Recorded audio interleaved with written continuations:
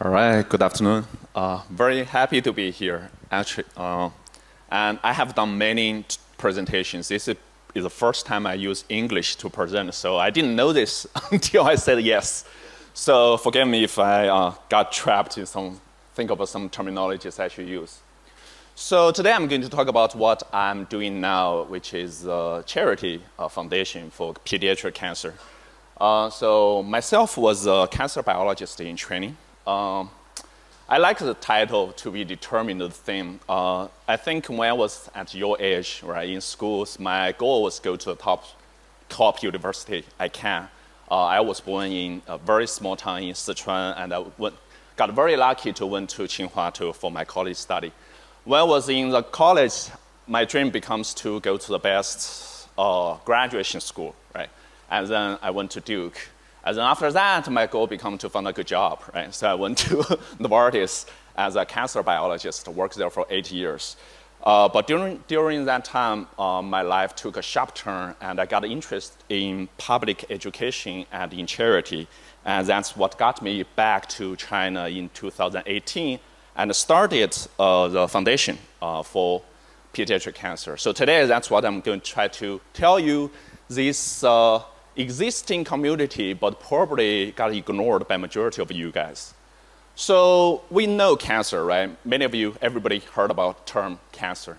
And, but for most of us, even for me, when I heard about that, I associate that with old people, right? With our grandparents. However, you probably don't know, over 30,000 kids, which is below the age of 14, younger than some of you, will be diagnosed with a malignant tumor, which is cancer, during that time. And actually, the highest rate, like the most popular age to get cancer in children was 5 years old. So that's when we're little in kindergarten. That's what we are serving for. So this is all the pictures when we do the service in the hospital. You can see all of those are young, very young kids. And it's kind of interesting to see. Before when I didn't do this, I thought, okay, these kids will be miserable, right? They will be on radiotherapy, on chemotherapies. They'll be lying on bed in the hospital. Actually, it's far from the truth. Most of the kids are just like you guys. They're very energetic, they're excited. However, because they have to go through the treatments, they have to stay in the hospital and stay from the school for a couple of years.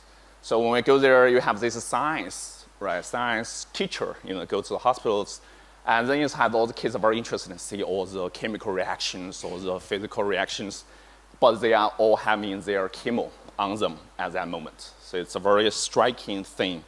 So I encourage you guys, if you have a chance, to go with us to see a different world and see what you can do for them. Another thing I want to tell you guys is when you heard kids get cancer, don't be so, I'd say, passive or feel like it's a death sentence. Actually, it's the same, it's all called cancer, but for children, the cancer cure rate is extremely high, much higher than older people. So the cure rate in the US is over 85% already. In Shanghai, it's pretty much the same. But I will tell you later, it's not the same story in different parts of China. So when you hear the kids get cancer, let them know it can be cured. That's the first message I want you guys to remember.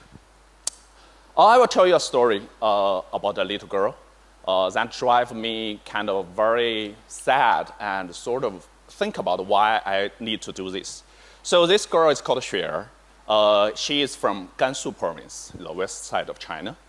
And when she was 1 year old, she got a big lump in her belly. And when the parents took her to the doctor says, oh, it's nothing, right? It's just the digestion system has some issues, so go to eat some fruits, some vegetables. And then that's what the parents does. And then the parents took her home, and then after 2 months, the belly is bigger than a basketball. So it's huge, and it's very solid. That gets all the grandparents very nervous. Or I should say, the parents actually work in a different part of China, so she's at home with grandparents. But that moment when the grandparents rushed her to the hospital again, we call what's called a biomarker for cancer is 200-fold higher than average, than normal. And then the doctor basically tell it's a death sentence. The cancer is terminal, it's incurable. So there's nothing you can do, just go home, don't waste your money. And so the parents, you can imagine, is very devastated. So actually, they gave up the girl already, pretty much at that moment. However, I think she is very lucky because her parents works in Hangzhou. And the more striking thing, I think it's sometimes you have to believe in fate. So that day, which is April 15th, you guys probably don't know what day is. April 15th is called 肿瘤防治宣传周. So it's a public education day in China for cancer. And then her dad happened to take a taxi. And at that moment, the radio on that taxi happened to be a topic is they invited a physician specialized in pediatric cancer to talk about this thing. So he heard about that and said, oh, in Hangzhou there is a specialist on this. Maybe I should take the materials and ask for that. So that's what he does. And then the doctor looked at that and says it's curable. That's a moment when you can imagine bring the tears into his eyes. And so the doctor said, I have two choices. I can tell you how to treat it, and you can take it back to Gansu and ask a physician there to treat because it will save lots of money. Or you can take her here if you want.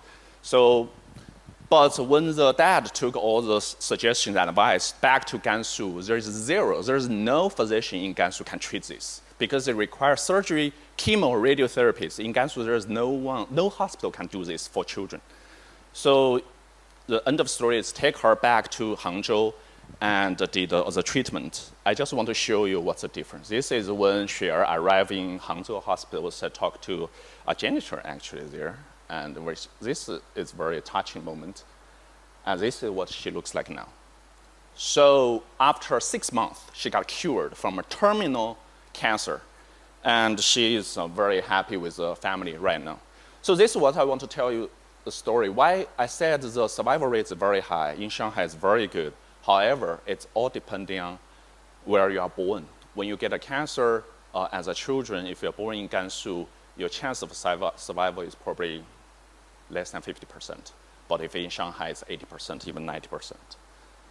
So that's what happens in China. China is like a small world, I said. It has very advanced parts like Shanghai, but also very, very developing parts in the west part. So the medical resources very widely, unevenly distributed. So that's why we started the Sunflower Children, the foundation. Number one thing we want to do is to fill the gap.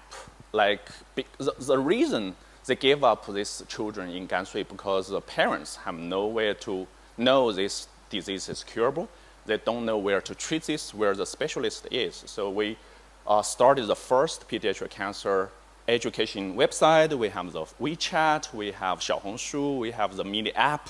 We try everything we can to distribute all those informations. We also work with Baidu. We all know what Baidu results look like, right? But we can say all the bad words about this company, bad words about why they don't do this. But we need to do something. Right? As a student, I hope when you say, okay, something is unsatisfying, something is not right, not ideal, I hope we are not just joining the other people say, okay, there is nothing we can do, right? They should do this, they should do that. Nothing will change if we only do that. But we need to start doing, perform, activate. So what we do is we went to Baidu and said we want to collaborate. We will provide you all the information on pediatric cancer, and you can have all the credit. But we want you to put the content in front when people search those keywords. That's what they did, and we work on this project. And the most satisfying thing about this project is when we receive feedback like this, right? When the kids got diagnosed with cancer, they search Baidu. 70% of general public in China search Baidu first when the children get cancer. We did a survey. That's what, we know you guys probably use other tools, but in China in general, especially on other developing parts, they still very heavily rely on Baidu. So we work on this project. But anyway, so when they got diagnosed, the first thing they searched, they found the materials we did. So they didn't get misguided. That's very important for us. We also made a lot of books.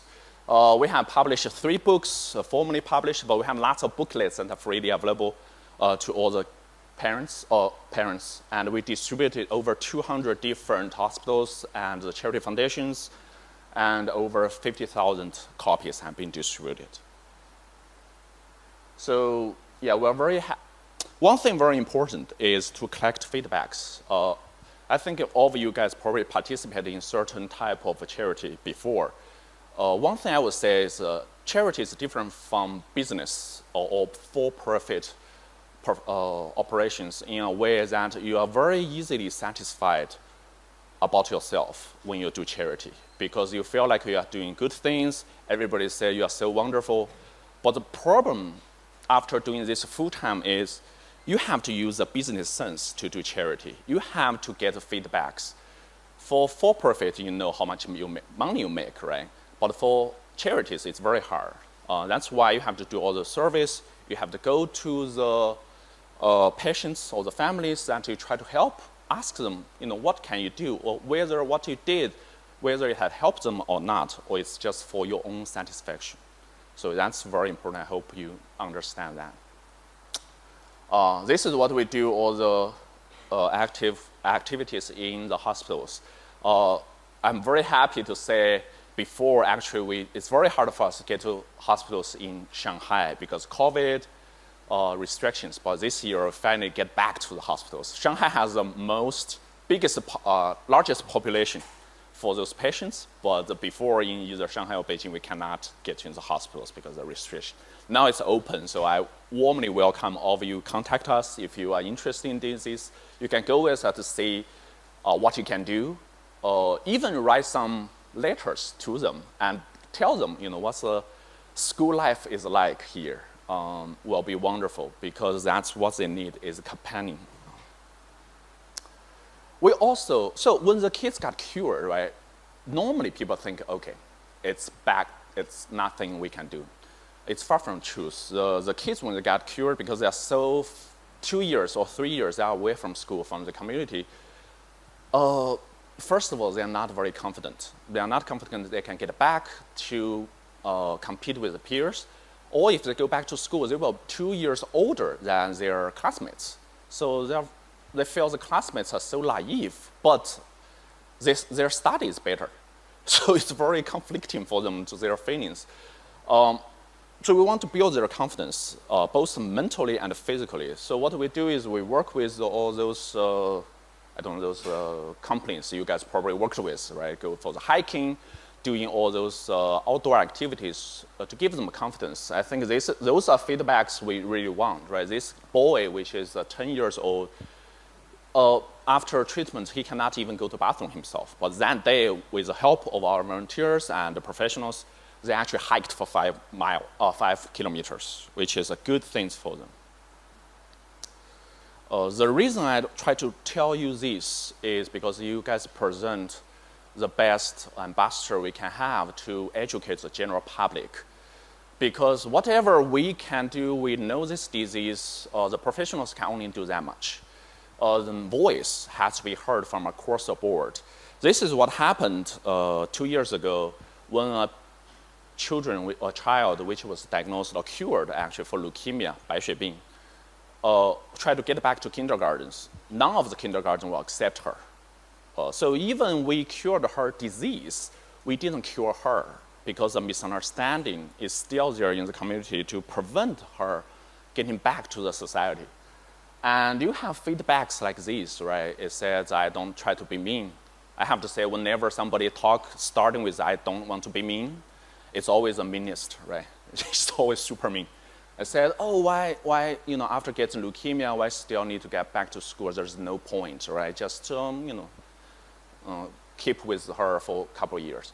No, she's cured. She will have a normal life just like all of us. So this education, all those information has to be disseminated to the community. That's why we started this project, which is simple, taking photos every year from when they were still bald, when they're still on chemo, no hair, and take pictures every year, follow those kids for their recovery route. And you will see, they just like you guys. They will be very happy, very energetic. And this girl is called Dodo. You see, the first year when she comes, she was on chemo, she has a steroid, she has this fat face, and gradually his hair grows back. She's very optimistic and high energy person. Really like her. And this is what we do on Xiaohongshu, right? Instead of just talk about all those sad stories about why we need to help with those children, I want to show the community they can be cured, right? They will survive. And this is called I Can Grow Up. Many of those went to school, went back to school, they went back to college, they become parents themselves. We have those comparison photos for all of them. Like, there are a lot of those. So when you see this, I hope not only for the general public to understand this, but more importantly, for the parents whose kids got diagnosed with cancer, they can have this confidence.